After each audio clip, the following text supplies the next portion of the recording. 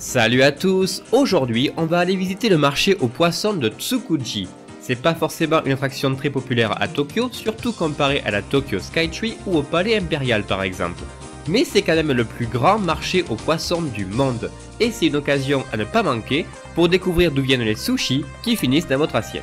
En plus, si on arrive assez tôt le matin, on peut également assister à la vente aux enchères des thons, ce qui mérite aussi largement le coup d'œil.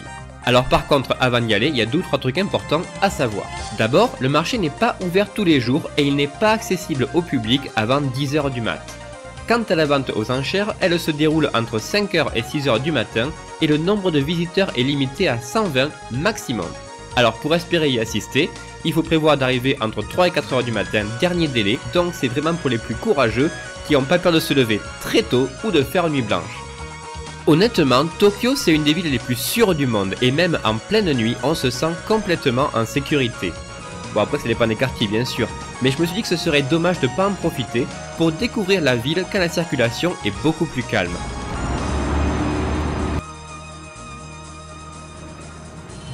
En gros, entre mon hôtel à Asakusa et le marché de Tsukuji, il y a environ 1 heure de marche selon Google Maps.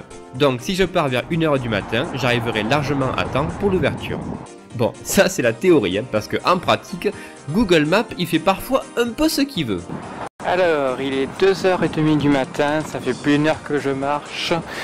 D'après Google Maps, je serais arrivé dans une demi-heure, mais ça fait une demi-heure qu'il me dit ça, donc je sais pas trop. Je continue simplement là mon avancée. Mais en tout cas, les trottoirs sont larges, c'est vachement bien éclairé. Et j'ai beaucoup moins peur de tomber sur un sagouin avec une lame que de tomber de sommeil, tout simplement.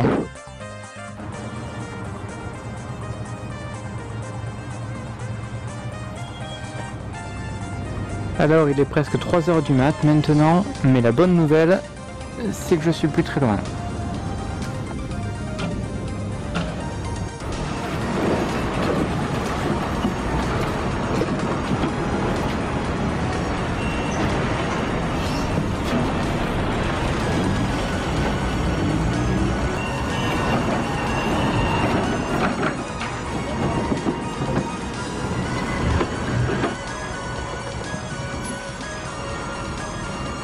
Quand j'arrive enfin dans la salle d'attente, il est plus de 3 h du mat et il y a déjà une bonne centaine de personnes qui attendent par terre devant moi.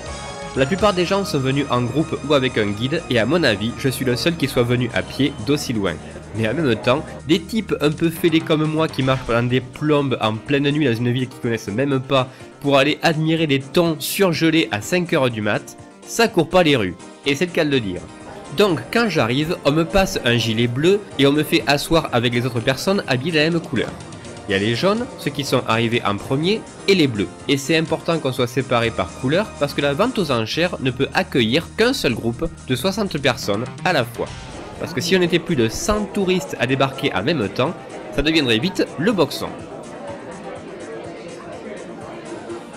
Le premier groupe va passer vers 5 h 30 pour observer la première enchère, et moi, j'irai vers 6 h du mat, avec les autres, pour voir le reste.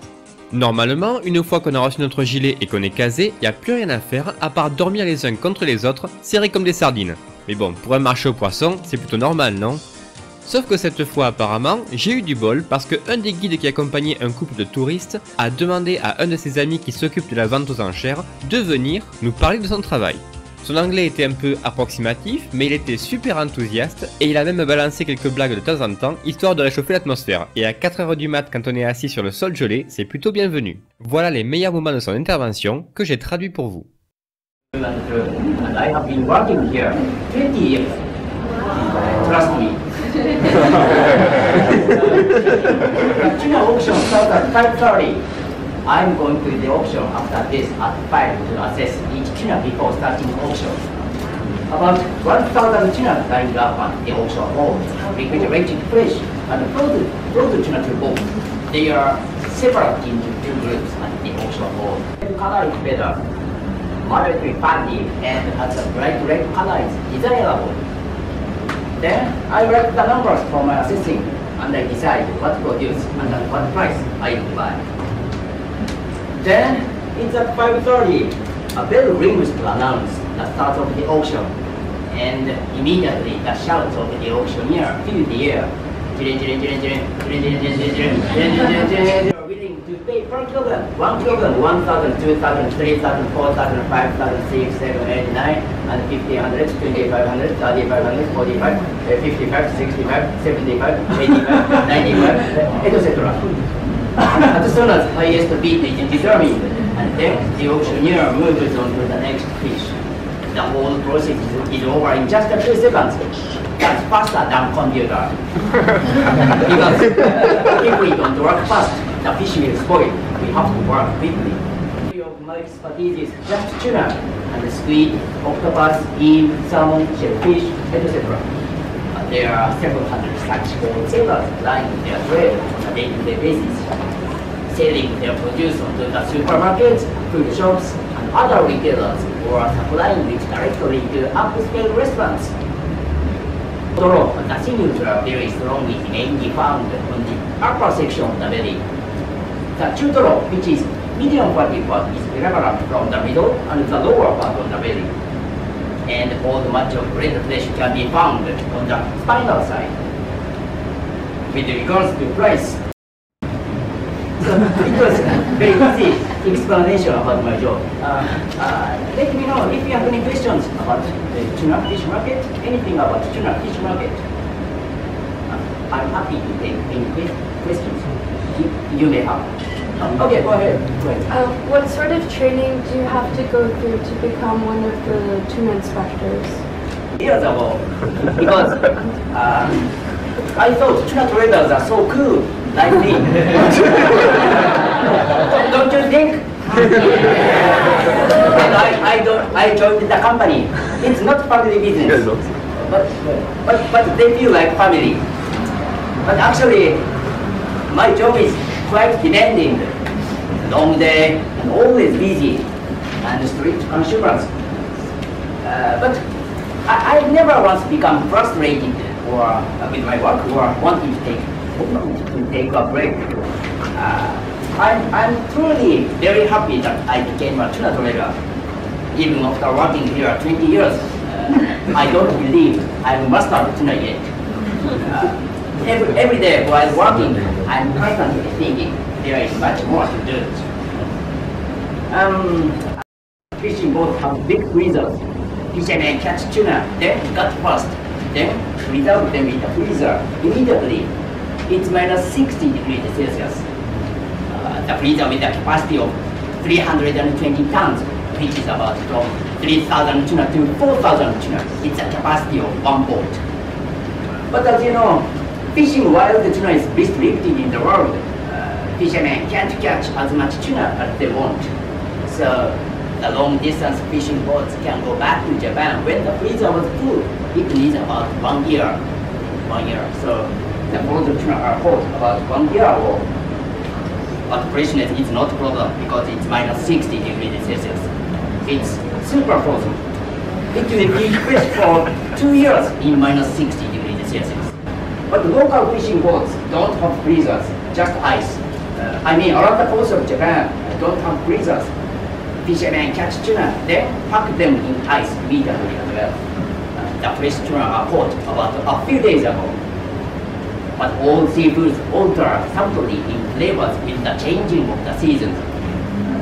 The bluefin tuna migrate to the waters around Japan and separate into two groups around the Okinawa waters, whereas south of Japan, those that follow the Japan current on the Pacific side, and those that follow Tsushima route on the Sea of Japan side. At the small straits, tuna are caught by the single hook underlying fishing method, so as not to damage their bodies too much. But I haven't seen them yet because each fisherman has their own secret and make big fish. It's top secret to successful fishing.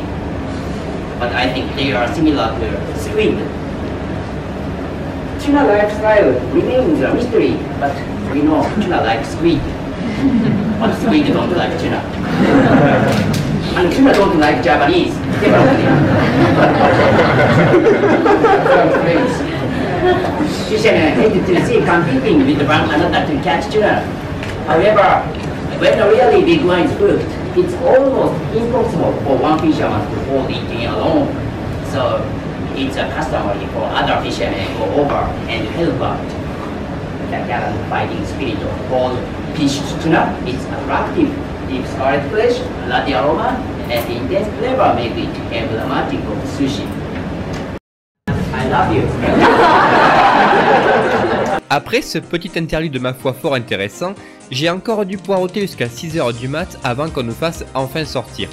J'ai à peine dormi 1 heure de toute la nuit, j'ai la tête dans le pâté, mais c'est pas le moment de fermer les yeux en marchant parce que maintenant il va falloir traverser la place du marché en pleine heure de pointe et il faut faire super gaffe de pas se faire accrocher par tous les camions et les chariots qui roulent à fond dans tous les sens en nous passant au ras des épaules.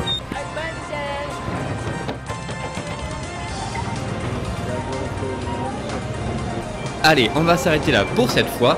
Dans la prochaine vidéo, on va assister à la vente aux enchères des thons, déguster les produits frais de la mer et enfin découvrir à quoi ressemble le plus grand marché aux poissons du monde. Ciao tout le monde!